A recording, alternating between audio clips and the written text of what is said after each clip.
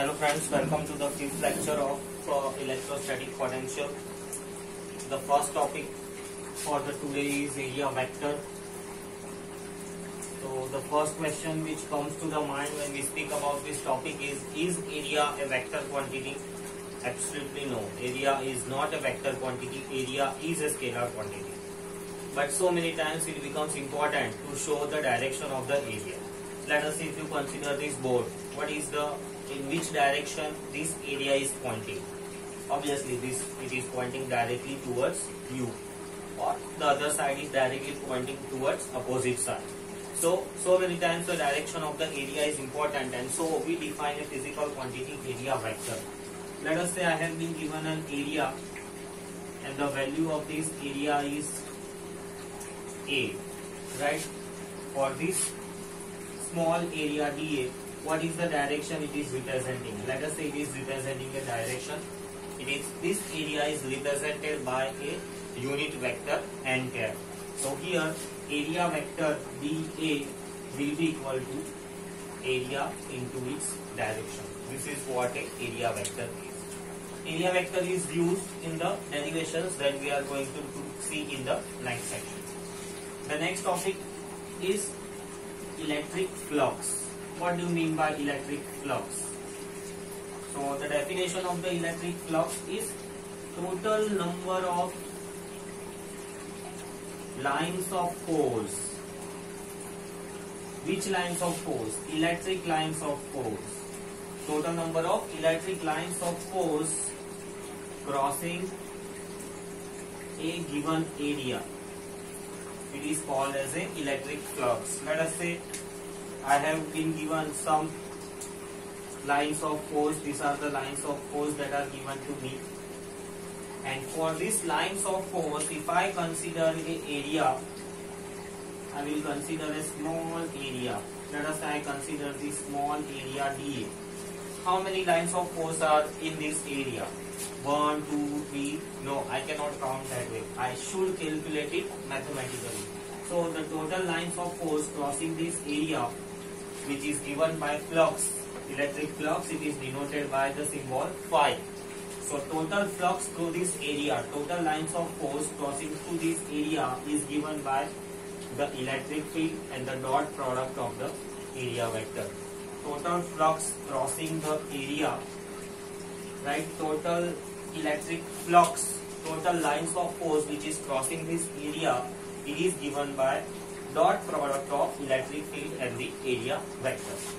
Let us see it in some more detail. If I have been given an electric field, right, which is in this direction, electric field which is in this direction, and if my area which I consider is pointing in this direction, such a way that it is making angle theta with the direction of the electric field, right? If the electric field is in this direction, but the area is such a way that it makes angle theta with the direction of the electric field. So under this circumstance, what are the lines of force that are crossing this area?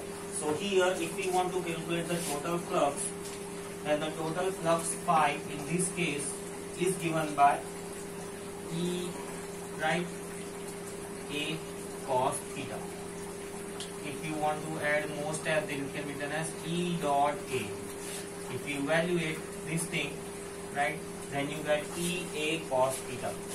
Electric field into the component of the area, or you can say component of the electric field which is in the direction of the area. Component of the electric field which is in the direction of the area. That will help us to calculate the total flux crossing the given area.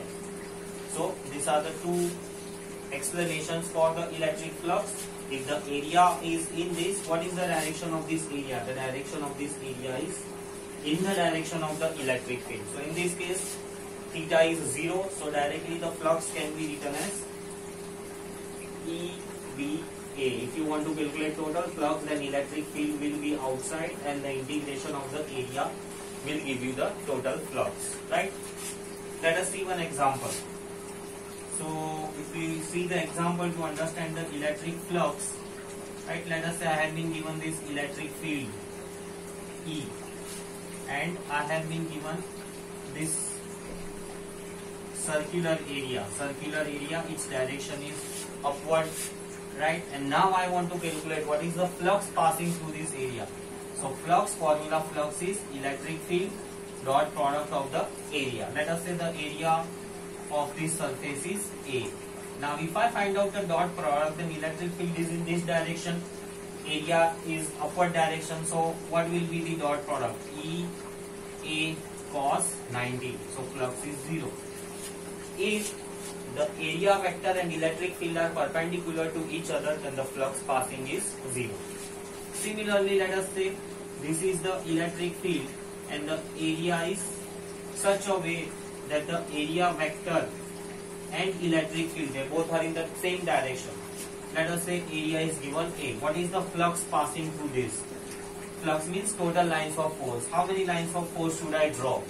If I start drawing, it is uncountable. That is why we calculate it mathematically. Right? Let us say here some charge, it is there. So from this charge, how much lines of force are produced? Uncountable lines of force. That is why we count it mathematically, that the total lines of force crossing this area is electric field dot area. Right? So here E area is A cos 0 degree between the area vector and electric field. So flux here is EA. So that is how we calculate the electric flux. Next topic we have is Gauss law. Gauss law, it is the law given by the scientist Gauss. What does this statement mean? This statement means that electric flux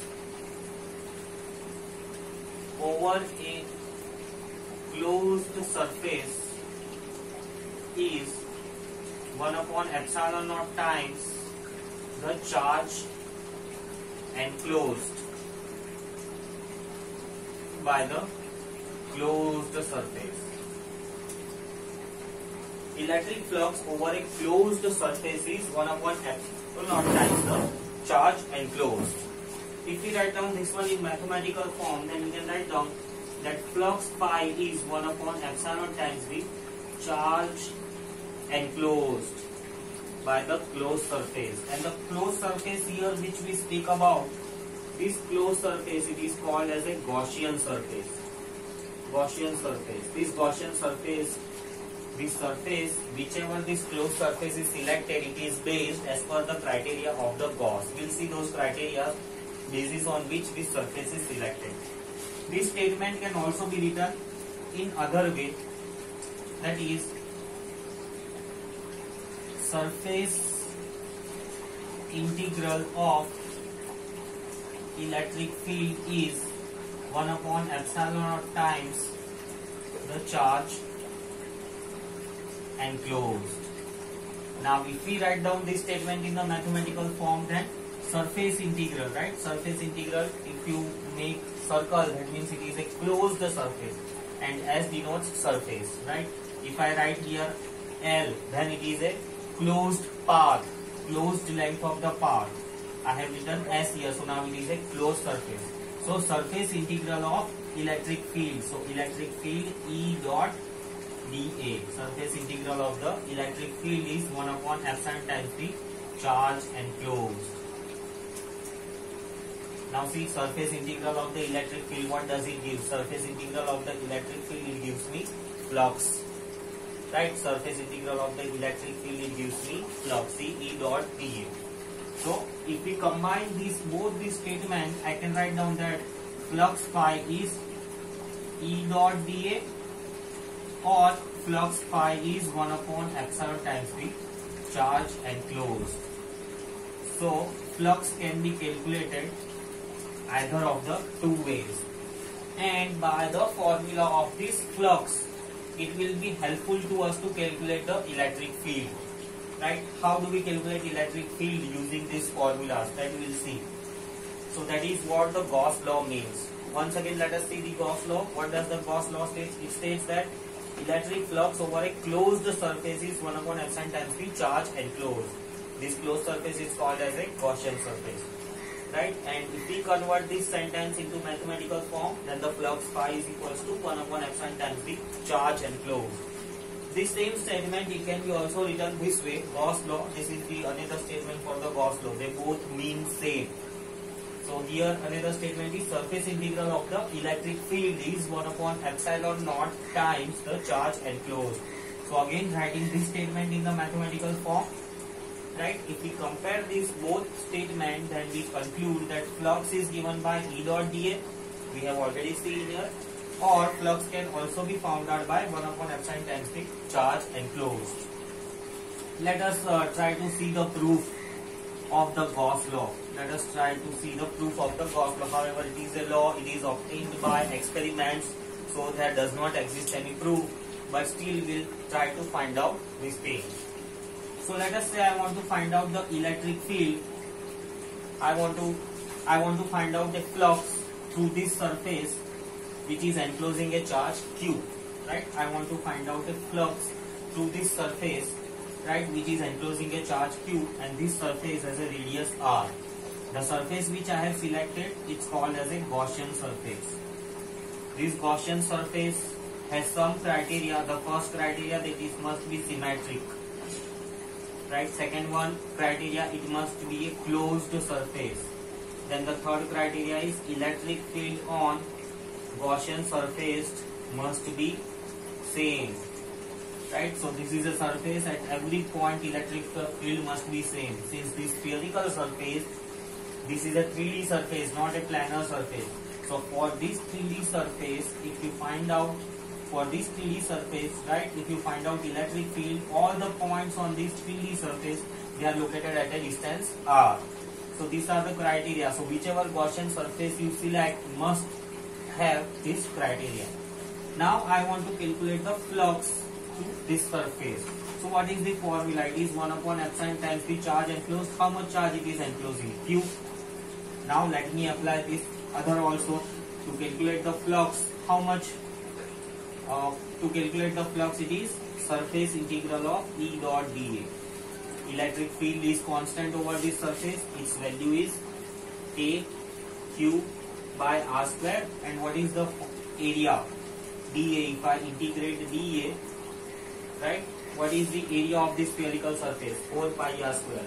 So KQ by, okay, I'll write K in the terms of 4 pi epsilon naught Q by R square, and area is 4 pi R square. 4 pi cancel, R square cancelled. So what is remaining? Q by epsilon naught. See, again I got Q by epsilon naught. 1 is equals to 2. Hence Gauss law is proved. 1 is equals to 2. Hence Gauss law is proved. Gauss law is proved. It means the left side of the equation is equals to the right side of the equation. These both the equations are, or they obviously give the value of the flux. Let us see one application of the Gauss law. That is, we try to obtain Coulomb's law. Coulomb's law from Gauss law. This is the first application of the Gauss law. Coulomb's law from the Gauss law.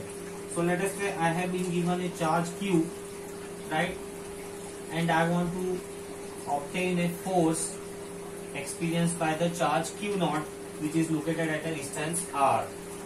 Now what to do to calculate the force here? Obviously we have a Coulomb's law, but we try to calculate the force with the help of the Gauss law. Then what does the Gauss law state? The first step for the Gauss law is selecting a Gaussian surface. Right, after selecting a Gaussian surface, then the second step is calculating E dot dA equal to 1 upon epsilon times the charge enclosed. Right, with the help of this formula we will get the electric field. So third part is get the electric field. Get electric field, and once we get the electric field, then we can calculate the force. So let us go stepwise. The first step, Gaussian surface. So I consider a spherical Gaussian surface. Gaussian surface must be selected such a way that it obeys all these criteria. So I select a Gaussian surface, right? One more criteria must be added up, that is no charge must be there on Gaussian surface, means on this surface there should be no charge, right?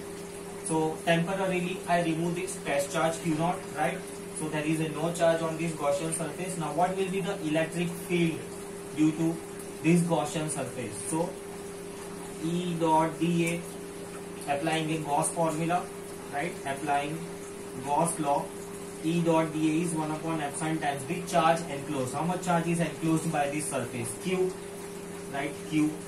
So here if you evaluate, we'll get electric field is Q by epsilon naught. What is the area of this surface? 4 pi r square, right? 4 pi r square. Shifting this, electric field is given by Q upon 4 pi epsilon naught r square. This is the electric field. From this electric field now I can easily calculate force, right? What is the force? Force will be electric field into charge. So K Q1 Q2 by r square. So I got a Coulomb's law. I got a Coulomb's law from the Gauss law. Now let us see some variation. Instead of this charge Q, there are some more charges: Q2, Q3, Q4, Q5. So only those charges are considered which are inside, right? Only those charges are considered which are inside. The outside charges are ignored. So this equation will be slightly modified this way. If this situation is given, then the E dot, applying Gauss law, E dot dA will be equal to 1 upon epsilon times how much charge it is enclosing. It is enclosing Q1, Q2, Q3 and Q. So now if I simplify, again I will get an electric field due to such distribution. Here dot product, if you simplify, what do you get? You just get E dot dA, because electric field is radially outward and the small area which you consider, it is also outward. Area vector is also outward and electric field is also outward. So the dot product will be EDA. Since both of them are in same direction, theta will be 0, so cos 0 is 1. So dot product just can be written as EDA.